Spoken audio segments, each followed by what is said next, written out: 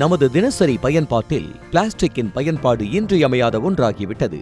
இதனால் நிலம் மட்டும் அல்லாது கடலின் வளமும் பெரிதளவில் பாதிக்கப்பட்டுள்ளது. இந்த நிலையில் பிளாஸ்டிக்கின் பயன்பாடுகளை குறைக்க வலியுறுத்தியும் கடல் வளத்தை காக்க வேண்டும் என்ற விழிப்புணர்வை மக்களுக்கு ஏற்படுத்த வேண்டும் என்ற நோக்கில் 14 வயதான கவி அஸ்வத்தன், 7 வயதான நிஷ்விக் என்ற 2 சிறுவர்கள் மற்றும் 9 வயதான தாரகை ஆராதனா என்ற சிறுமி உட்பட 3 பேர் நீலாங்கரை முதல் மெரினா வரை 18 கிலோமீட்டர் கடலில் நீந்தி கடந்துள்ளனர்.